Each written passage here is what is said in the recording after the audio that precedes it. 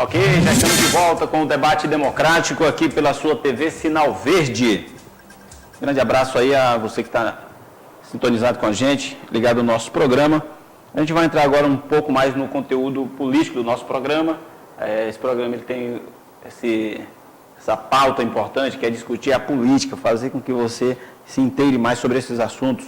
Vamos colocar aí logo, inclusive um assunto do dinheiro que sai exatamente do seu bolso.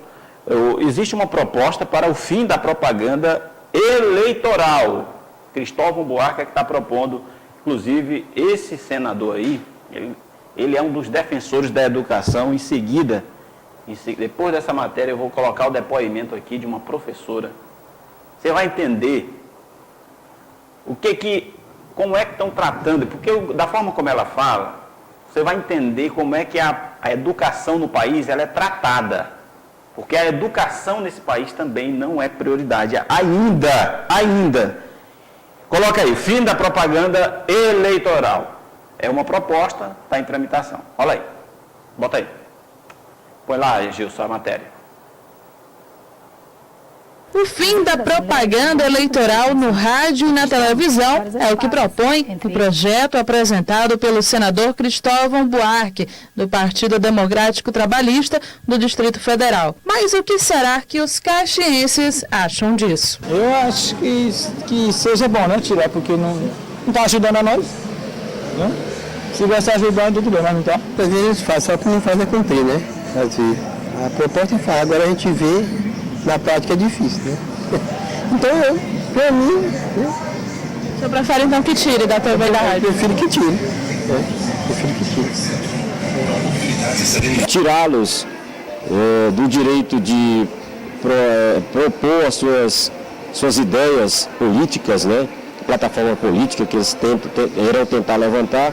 Então, eu acho que seria um retrocesso nesse país termos uma proposta dessa envergadura sendo tirada ao longo dos anos do contexto histórico. A gente vê que os programas eleitorais são de extrema importância para a sociedade, então está apta a tomar suas decisões pautada na coerência, né, e na sensatez. Para o senador, o marketing utilizado na propaganda eleitoral veiculada na rádio e na televisão estimula os candidatos a apresentarem cenários que muitas vezes não correspondem à realidade socioeconômica vivida pela sociedade e são passíveis de contribuir para distorções e manipulações do processo eleitoral.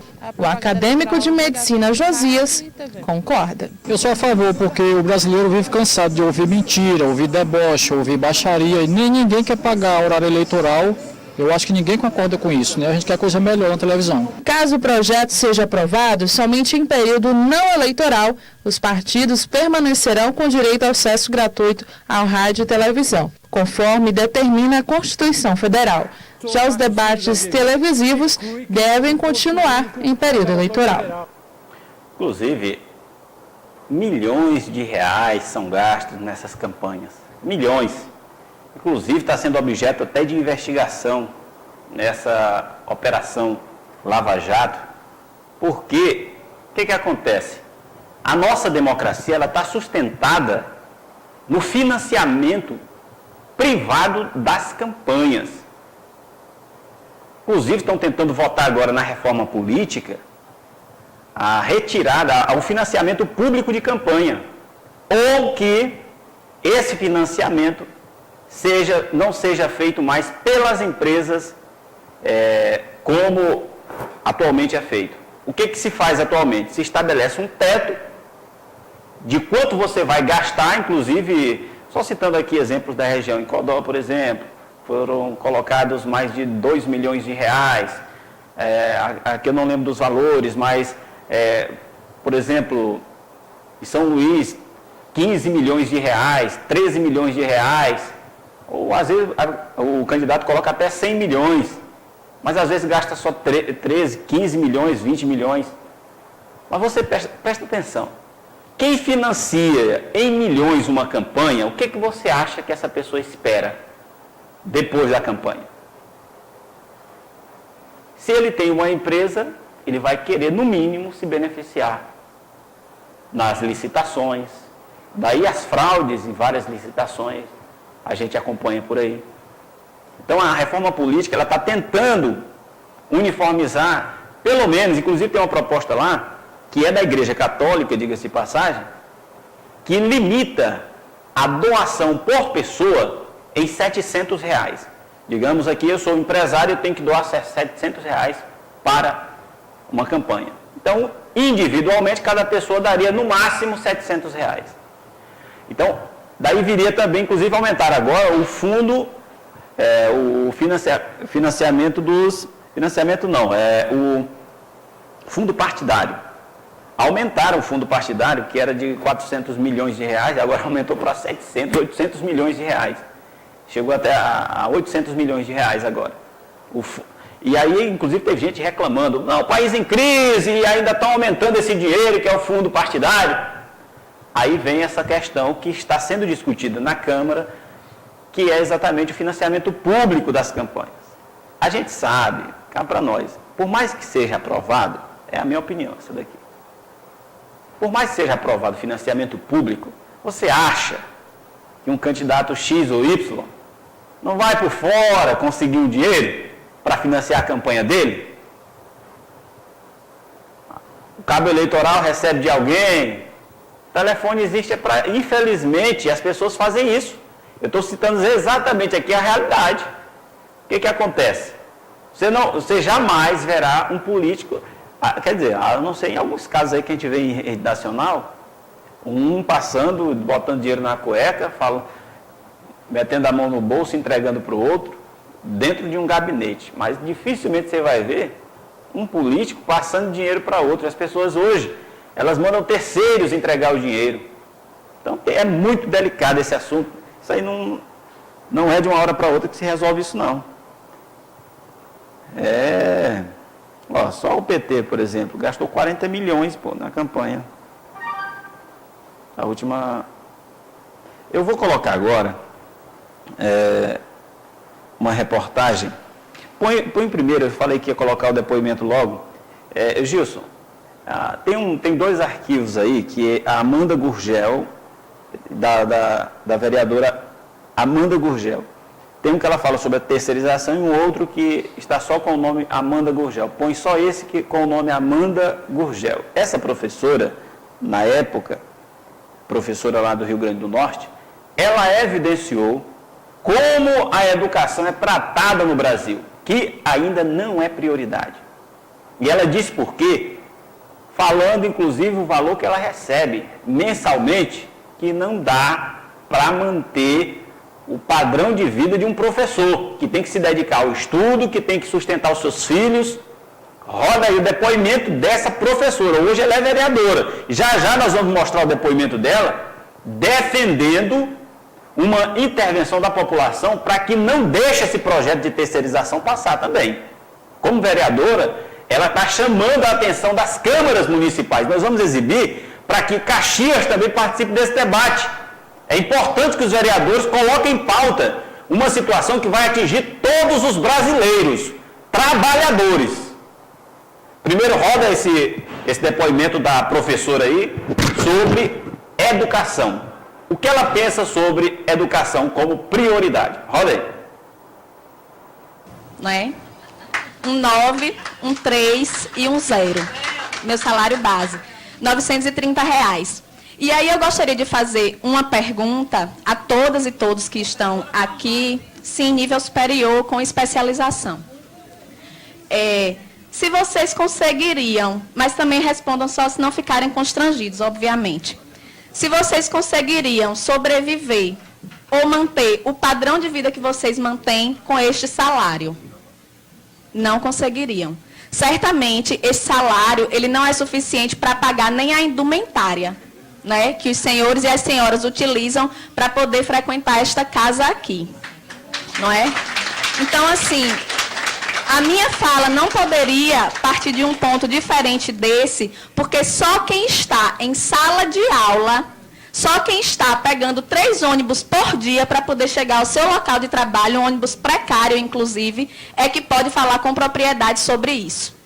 Fora isso, qualquer colocação que seja feita aqui, qualquer consideração que seja feita aqui, é apenas para mascarar uma verdade que é uma verdade visível a todo mundo, que é o fato de que em nenhum governo, em nenhum momento que nós tivemos no nosso estado, na nossa cidade, no nosso país, a educação foi uma prioridade. Em nenhum momento. Certo? Então, assim, me preocupa muitíssimo a fala da maioria aqui, inclusive da secretária Betânia Ramalho, com todo respeito, que é, não vamos falar da situação precária porque isso todo mundo já sabe. Como assim não vamos falar da situação precária? Gente, nós estamos banalizando isso daí. Estamos aceitando a condição precária da educação como uma fatalidade. Estão me colocando dentro de uma sala de aula com um giz e um quadro para salvar o Brasil, é isso. Salas de aulas superlotadas, com os alunos entrando a cada momento com uma carteira na cabeça, porque não tem carteiras nas salas. Sou eu a redentora do país? Não posso, não tenho condições. Muito menos com o salário que eu recebo. Tá certo? A secretária disse ainda que nós não podemos ser imediatistas, ver apenas a condição imediata, precisamos pensar a longo prazo, mas a minha necessidade de alimentação é imediata. A minha necessidade de transporte é imediata. A necessidade de Jéssica de ter uma educação de qualidade é imediata. Certo? Então, eu gostaria de pedir aos senhores, inclusive, que se libertem dessa concepção errônea, extremamente equivocada, isso eu digo com propriedade, porque sou eu que estou lá, inclusive, além, propriedade maior até do que os grandes estudiosos, parem de associar a qualidade de educação com professor dentro de sala de aula. Parem de associar isso daí. Porque não tem como você ter qualidade em educação com professores 3 horários em sala de aula. Certo? Porque é assim que os professores multiplicam os 930. 930 de manhã, 930 à tarde, 930 à noite, para poder sobreviver. Não é para andar com bolsa de marca, nem para usar perfume francês. Certo? É para ter condição de pagar a alimentação dos seus filhos. É para ter condição de pagar uma prestação de um carro que muitas vezes eles compram para poder se locomover mais rapidamente entre uma escola e outra e que eles precisam escolher o dia em que vão andar de carro porque não tem condição de comprar o combustível. Tá certo? Então, a realidade nossa, o cenário da educação no Rio Grande do Norte hoje é esse. E eu não me sinto constrangida em apresentar o meu contra-cheque, nem a aluno, nem a professor, nem a nenhum dos senhores aqui, porque eu penso que o constrangimento deve vir de vocês. Sinto muito, eu lamento, mas deveriam todos estar constrangidos, entende? Então, assim, entra governo e sai governo, e eu peço desculpa mais uma vez, Betânia, mas não tem novidade na sua fala. Sempre o que se solicita da gente é paciência. É tolerância.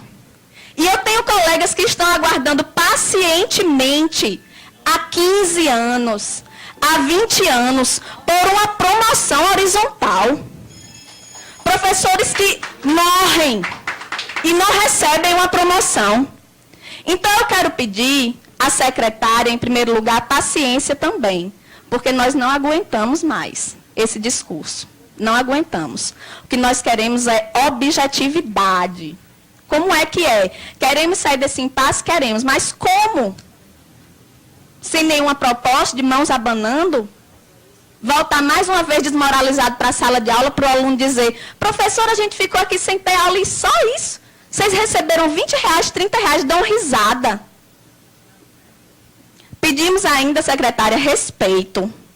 Para que a senhora não vá mais à mídia dizer assim, pedimos flexibilidade, como se nós fôssemos os responsáveis pelo caos, que na verdade só se apresenta para a sociedade quando nós estamos em greve, mas que está lá todos os dias, dentro da sala de aula, dentro da escola, em todos os lugares. Isso aí foi dito numa Câmara Municipal lá no Rio Grande do Norte, onde a secretária de Educação foi chamada, isso em 2011. Agora você percebe aí a representatividade da fala dessa professora.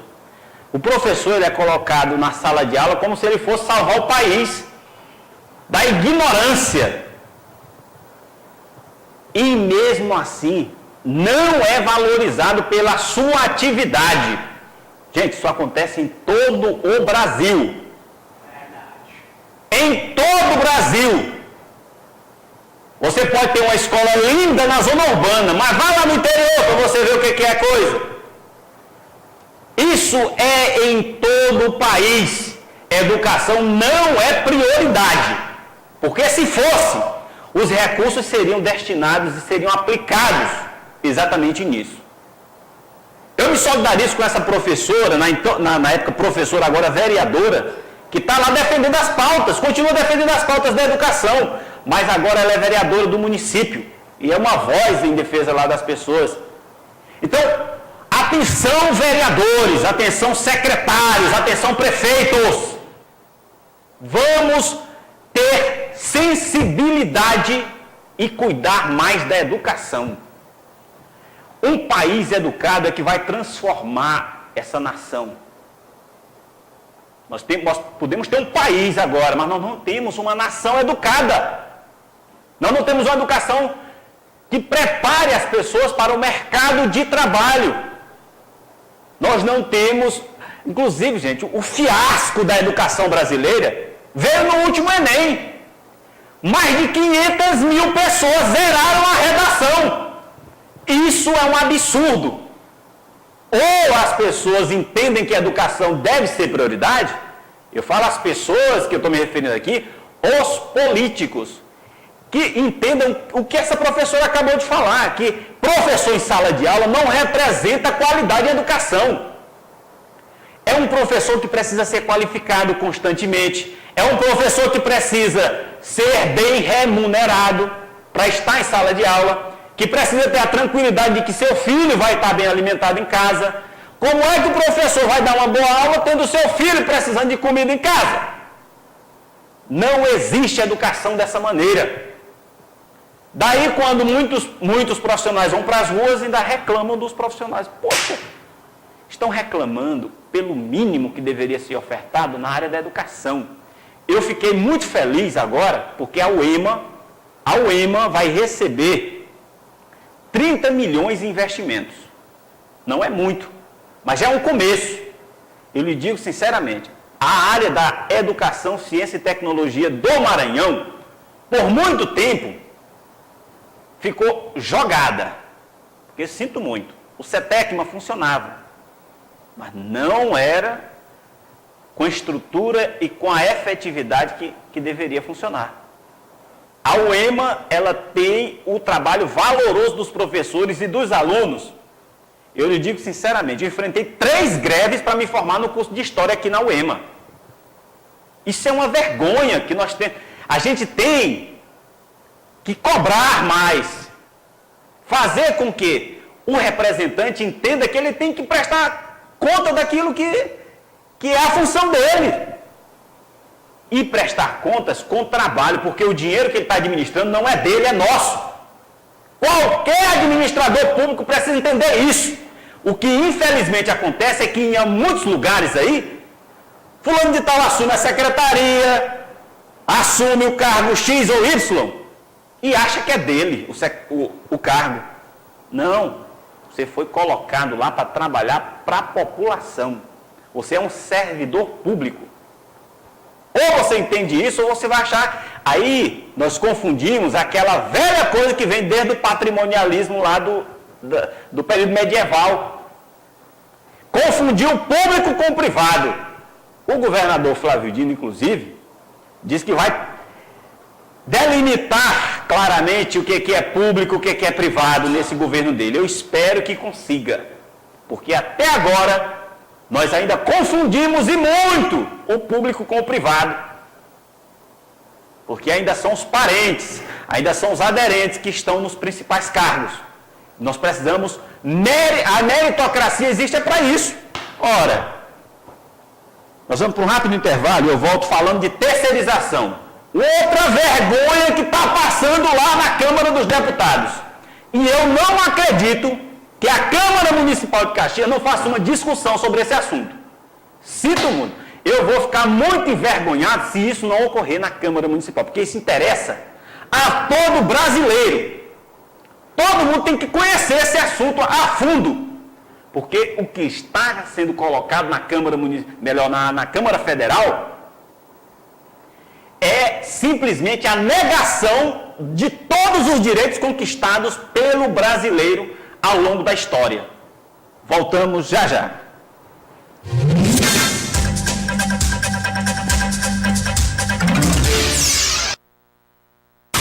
Noroeste não para. E comprovando tudo isso, vem aí nesta segunda, terça e quarta, mais uma ação de vendas arrasadora. É o Saldão de Páscoa Noroeste. Tudo que você sempre sonhou vestir.